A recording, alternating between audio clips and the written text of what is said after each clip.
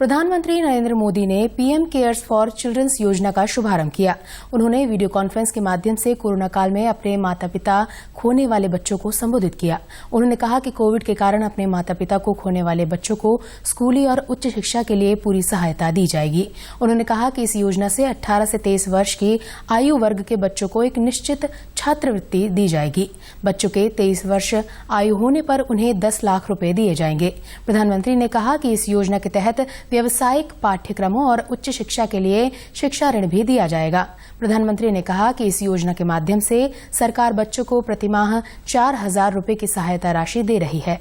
उन्होंने कहा कि इन बच्चों को आयुष्मान स्वास्थ्य कार्ड प्रदान किया जा रहा है, जिसमें 5 लाख रुपए तक का खर्च सरकार वहन करेगी।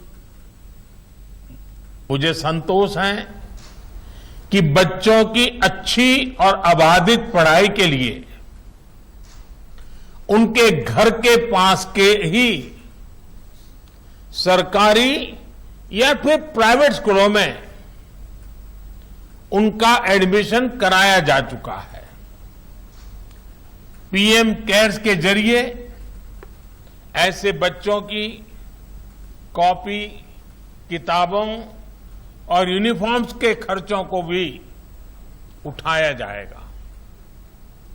अगर किसी को प्रोफेशनल कोर्स के लिए, हायर एजुकेशन के लिए एजुकेशन लोन चाहिए होगा तो पीएम केयर्स उसमें भी मदद करेगा। रोजमर्रा की दूसरी जरूरतों के लिए अन्य योजनाओं के माध्यम से उनके लिए 4,000 रुपये हर महीने की व्यवस्था भी की गई है।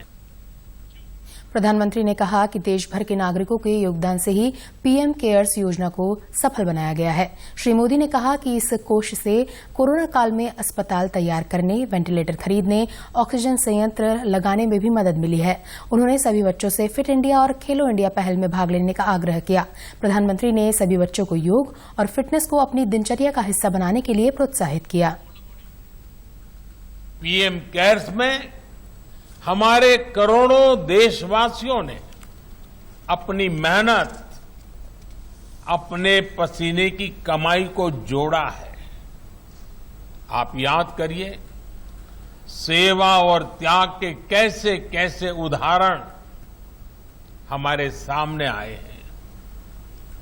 किसी ने अपने पूरे जीवन की कमाई दान कर दी, तो किसी ने अपने सपनों के लिए जोड़ी गई पूंजी इसमें लगा दी। इस फंड ने कोरोना काल के दौरान अस्पताल तैयार करने में, वेंटिलेटर्स खरीदने में, ऑक्सीजन प्लांट लगाने में बहुत मदद की। इस वजह से कितने ही लोगों का जीवन बचाया जा सका।